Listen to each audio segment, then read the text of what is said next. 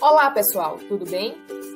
Vamos continuar os nossos estudos sobre a nossa disciplina de Introdução à Lógica. O assunto de hoje é raciocínio lógico. Fiquem atentos a cada uma das dicas que vou dar neste vídeo. Vamos começar? Na aula de hoje, vamos nos basear no seguinte roteiro. Vamos ver assuntos sobre proposição, negação, os nossos conectivos lógicos, que são conjunção, disjunção exclusiva, condicional e bicondicional. Vamos lá? Um argumento é uma sequência de proposições na qual uma delas é a conclusão e as demais são premissas. As premissas justificam a conclusão. Sendo assim, uma proposição é toda a frase que você consegue atribuir um valor lógico, seja verdadeiro ou falso. Veja só, Ana é feliz, João estuda, Jonas é zangado. Estes são exemplos de proposições. Mas espera aí, o que não são proposições? Não são proposições frases em que você não consegue julgar se é verdadeira ou falsa. Por exemplo, frases interrogativas, no imperativo, exclamativas ou com sujeito indeterminado. Estas não são proposições. Também não são proposições as sentenças abertas, que são aquelas que não podemos determinar o sujeito. Por exemplo, se você ler a frase aquele ator é famoso ou x mais y mais z é igual a 40, não conseguimos identificar se é verdadeiro ou falso. Até agora abordamos proposições simples. Vamos falar agora sobre proposições compostas, que é a união de proposições simples por meio de um conector lógico. Este conector irá ser decisivo para o valor lógico da expressão. Uma proposição simples possui apenas dois valores lógicos, verdadeiro ou falso. Já proposições compostas terão mais de duas possibilidades distintas. Por exemplo, chove e faz frio. Cada proposição pode ser falsa ou verdadeira. Numa sentença composta, teremos mais de duas possibilidades.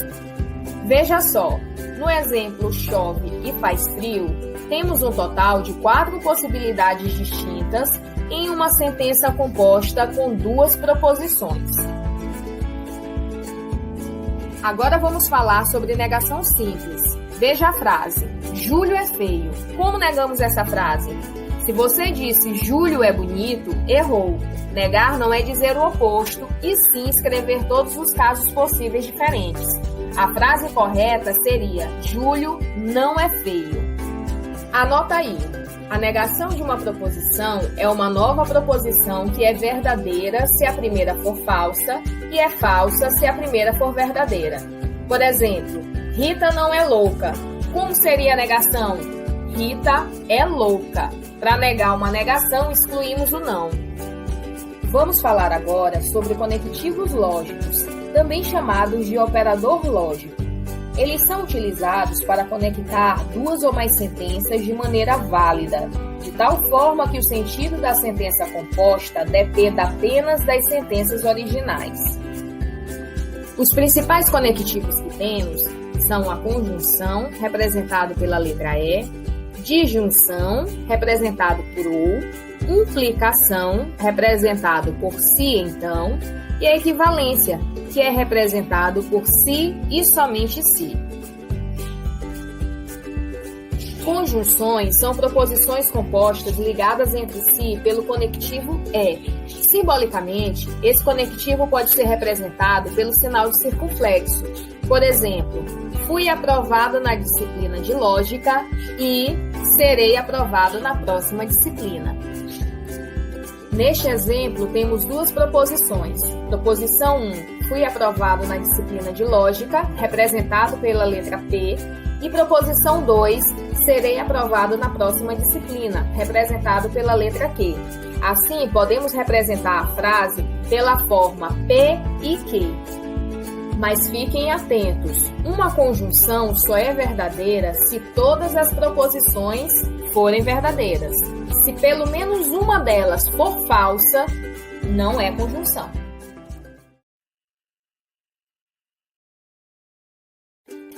Vamos agora à disjunção. Recebe o nome de disjunção toda a proposição composta em que as partes estejam unidas pelo conectivo ou. Simbolicamente, representaremos esse conectivo por um V. Veja só esse exemplo. Estudo para lógica ou assisto a dona do pedaço. A proposição 1 é representada pela frase estudo para lógica e a proposição 2, assisto a dona do pedaço. A representação fica P ou Q. A disjunção só será falsa quando as duas proposições forem falsas. Se pelo menos uma delas for verdadeira, não é disjunção. Vejamos agora a disjunção exclusiva. Recebe o nome de disjunção exclusiva toda proposição composta em que as partes estejam unidas pelo conectivo ou primeira proposição ou segunda proposição. Simbolicamente, representaremos esse conectivo por um V sublinhado. Veja este exemplo: ou vou para a festa ou estudo para a lógica. Vamos chamar a primeira proposição P de vou para a festa e a segunda Q, estudo para a lógica. Assim, podemos representar a sentença pela forma P ou Q.